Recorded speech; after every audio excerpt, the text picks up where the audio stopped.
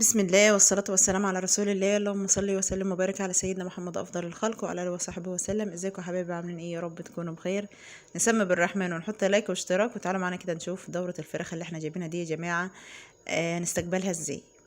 طبعا دول 20 فرخة، مفيش غيرهم. احنا ما جربناش نكتر عشان على قد البوكس، رغم ان انا كنت بجيب كميات في المكان ده وبعمل حواطة، بس امي قالت لا كفايه ال20 فرخه دول. عندنا بط السوداني الاخضر وعندنا الوز وكفايه سور دول على قدنا كده.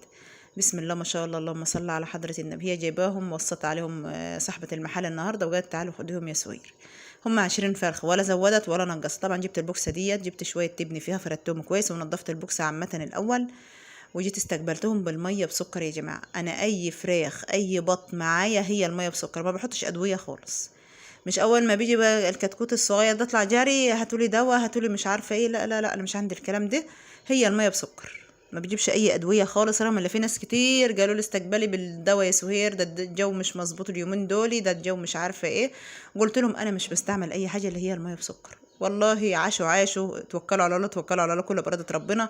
بس انا مش هديهم اي ادويه خالص اول ما بيجوا. وبسم الله ما شاء الله انا ماشيه بالخطوات ده على طول يا جماعه، واللهم صل على حضره النبي. طبعا هي الميه بسكر هتتحط لهم، وبعد الميه بسكر بساعه بحط لهم العلف. والعلف يكون بركه يا جماعه، عشان الجو حر، عشان يبقى بارد على الكتكوت الصغير ده. انا كنت بجيب الهرمان الاول، وكنت بجيب البركه الاول، وكنت بجيب يعني إيه الوادي ده جميل جدا. بس انا امي جت هات المره دي يا سهير البركه. ليه؟ الجو حر وكفايه لحد كده يعني، عشان ايه يبقى طري وحلو على الكتكوت.